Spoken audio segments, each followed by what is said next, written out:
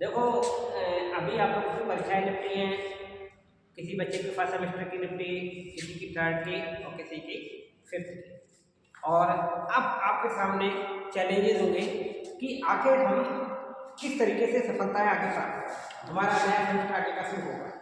इस नए सेमेस्टर में हमको किसका कौन सा सेमेस्टर शुरू होगा, कैसे क्या होगा, तो उसके लिए आपको क्या करना पड़ेगा। आपको पहले से उसकी रूपरेखा पता होनी चाहिए। ठीक है, तो वो रूपरेखा कैसे पता चले? वो रूपरेखा अगर आपको पता है कि हम कैसे सफल होंगे, आपके पास अभी 2 महीने पूरे पूरे हैं कम से कम, और इसमें आप कितने अच्छे नंबर ला सकते हैं। तो किसी बच्चे का अभी फिर सेमेस्टर की परीक्षा होगी तो वो सिर्फ 6 में आएगा, लेकिन उस बीच में 6 उसका लास्ट सेमेस्टर होगा।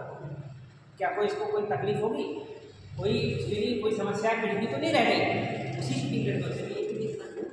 तो ऐसी स्थिति में क्या उसे करना चाहिए, क्या नहीं करना चाहिए, सेमेस्टर के शुरू में ही आपको समस्याएं पता रहेगा। तो क्या होगा, आपके पास समय है अपने आप को सही करने, ज़्यादा मतलब फायदा नहीं। तो अब मैं आपको वो चीज़ बताऊंगा कि जैसे कि आपका एग्जाम जून 2024 में होगा, तो सबसे पहले आपको पता होना चाहिए कब होगा जा करके। तो ये जून में होगा, लेकिन किन लोगों का होगा ये समझना। तो आपको सेमेस्टर, क्योंकि परीक्षाएं सेमेस्टर से चलेगी, तो सेमेस्टर सेकेंड, सेमेस्टर फोर्थ और सेमेस्टर 6 ये परीक्षाएं होंगी। अब इन परीक्षाओं का प्रारूप क्या होगा, सबसे इम्पोर्टेंट चीज आपको समझना है, क्योंकि आप जो भी स्टडी करोगे किस बेस पर करोगे, वो बेस क्या है, वो है आपका बेस। इस बात का जो है दो ही बेस होते हैं। किसी भी परीक्षा के 2 बेस है, या तो वो लिखित है, ठीक है, या तो वो लिखित है या वो बहुविकल्प भी है।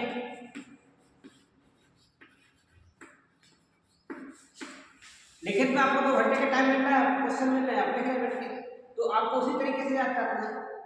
लेकिन अगर पैटर्न ही बदल गया तो आपको मेमोरी में कौन सी चीज़ों पर वजन डालते हुए और कैसे उसे कैच करना है, कौन सी चीज़ों पेपर में क्या पूछा जा सकता है, तो इसका आइडिया अगर पहले से है तब तो आप सफलता ले लेंगे। तो अगर आप लिखित परीक्षा, अब आपका है सेमेस्टर 4, सेमेस्टर सेकेंड, सेमेस्टर 6, तो ऐसी स्थिति में क्या करोगे, तो आपको पता होना चाहिए कि ये जो पैटर्न आएगा वो पैटर्न ऑब्जेक्टिव टाइप का होगा, यानी कि बहुविकल्प नहीं होगा।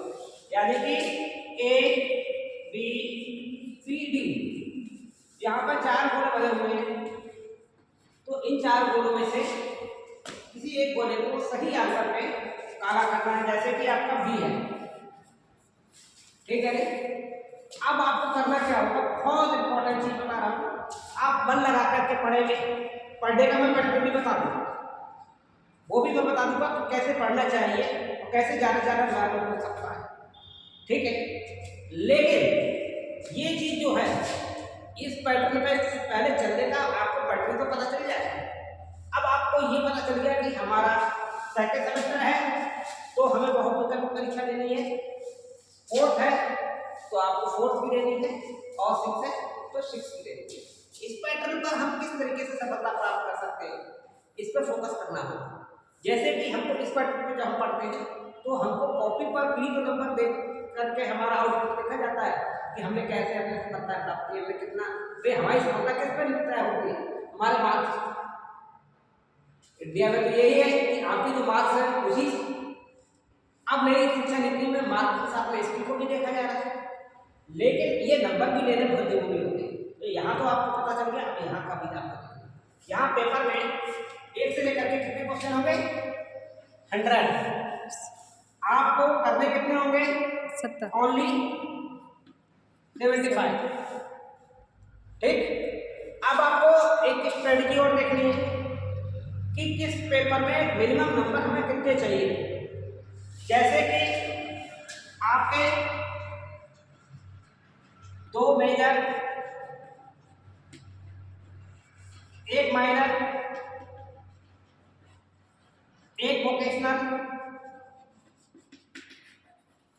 1 को करिकुलर एक्टिविटी, वो करिकुलर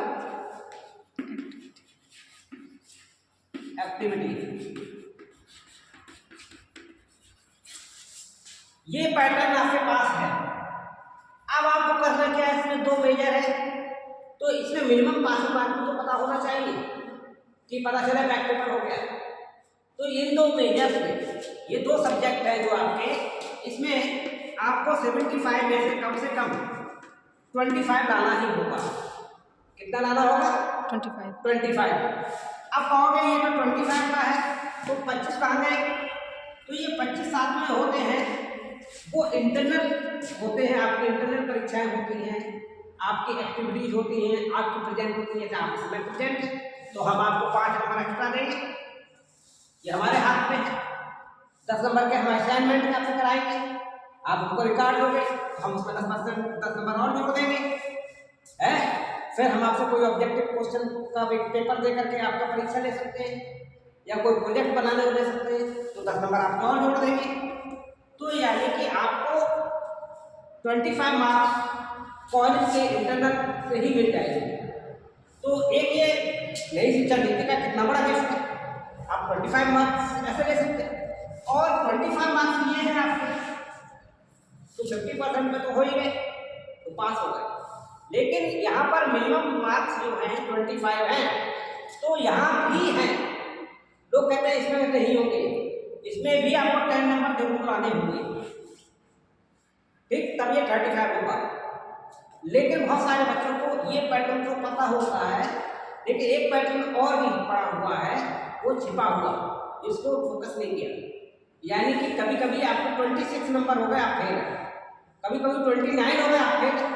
रिजल्ट तक तो बोले अरे हमारे तो 75 में से 29 है, हम फेल हो गए। तो वो एक सब्जेक्ट ऐसा है जहां पर आपको 29 नहीं चाहिए, 30 चाहिए, ठीक। और वो है आपका, ये भी है और एक ये भी है, यानी कि यहाँ पर कम से कम 30 नंबर इधर चाहिए और 10 नंबर ये, तो यानी कि 40 मार्क्स होने चाहिए, ठीक है, इन दोनों में। तो को करिकुलर एक्टिविटी का पेपर बाहर होता है, यूनिवर्सिटी से होता है, तो इसमें आपको 75 में से 30 चाहिए और 25 में से 10 और, तो यानी कि 40, तो पासिंग मार्क्स 40।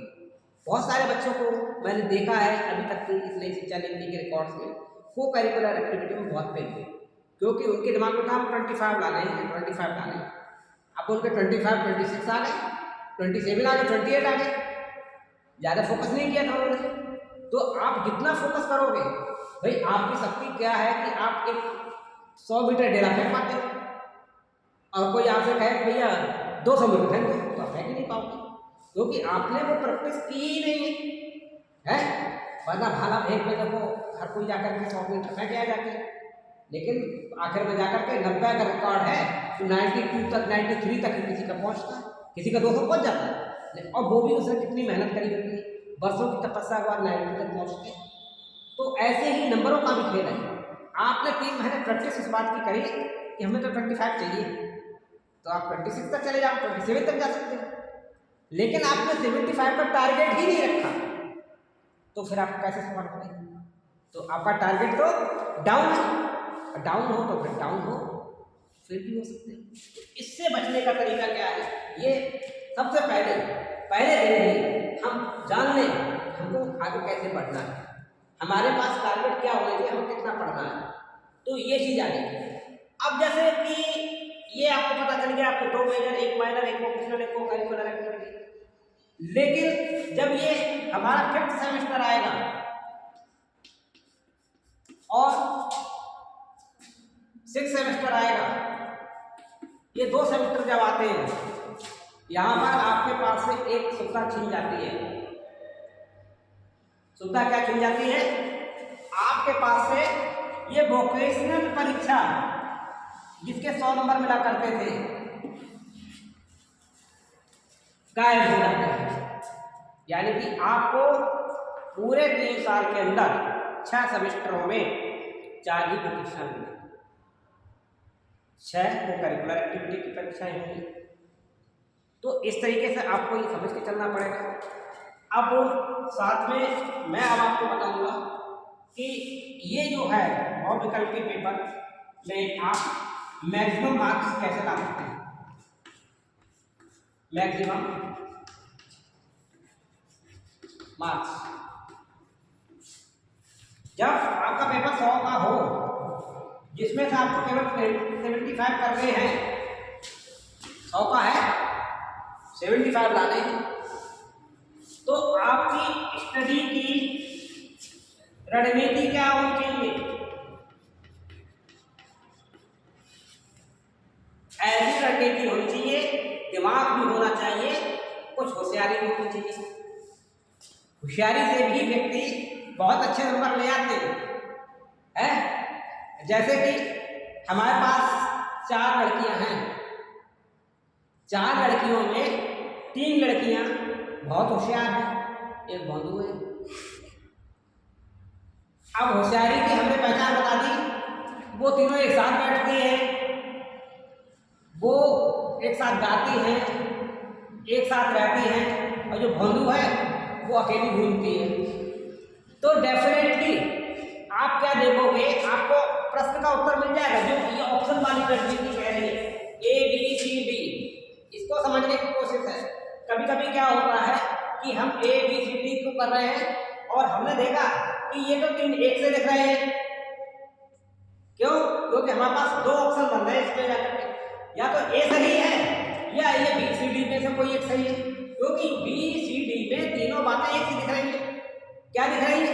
तीनों लड़कियां एक सी रहती हैं, तीनों लड़कियां गाती हैं, तीनों लड़कियां अपने एक दूसरे के काम आती हैं। तो जब लेकिन एक लड़की अकेली रहती है, घूमती रहती है, जब ये बात देखी तुमने, तो आपको एक सिम्टम ये दिख रहा है कि ये क्वेश्चन जहाँ 3 इकट्ठे हो और जहाँ 1 हो, इसका मतलब क्या हुआ कि ये तीनों बातें सिमिलर हैं।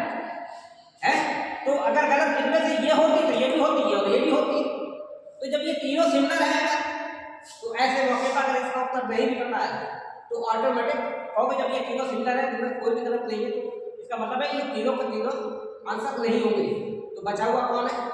तो इसे कहते हैं अकल चलाना। थोड़ी सी अकल चलाई तो ना आते हुए भी आपको प्रश्न का उत्तर मिल गया।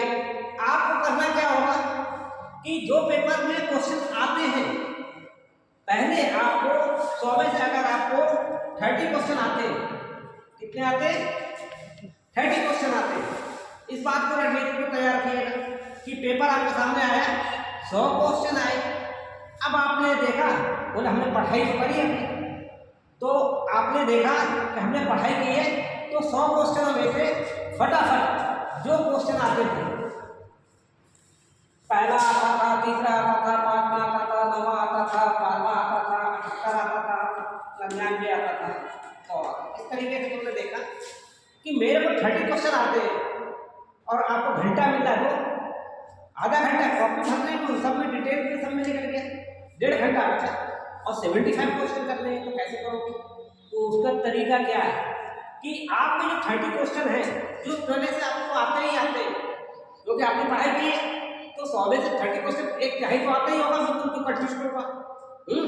तो ऐसे क्वेश्चनों को आपने कर दिया, गोले काले करने खटाखट। और अगर 30 गोले काले करने में आपने टाइमिंग देखी तो 10 मिनट लगे। बहुत ध्यान से संभाल के 10 मिनट में अपना टाइमिंग बचा लिया। ये 10 मिनट में आपने 30 क्वेश्चन पूरे हो गए। अब आपको काम क्या है? यही पर वो स्ट्रेटजी हो जाती है।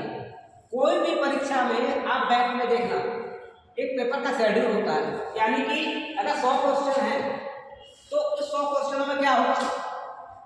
उन 100 क्वेश्चनों में ये 4 के चारों पास एक एक फंडा बटा होगा, यानी कि अगर ए है तो वो भी 25 क्वेश्चन होंगे, ये 25, ये 25 और ये 25। इतना तो हो सकता है कि ये 25 की जगह 20 हो जाए और ये 30 हो जाए, या 27 हो जाए या 28 हो जाए, ये तो हो सकता है। लेकिन ये नहीं होगा कि ये 5 ही रह जाए और ये 45 हो जाए।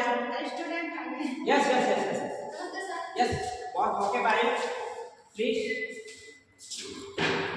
तो ये तो हो सकता है, बहुत ध्यान से देने वाली बात है। जिंदगी में परीक्षा अगली जो है आपको सफलता इसी में निर्भर करती है।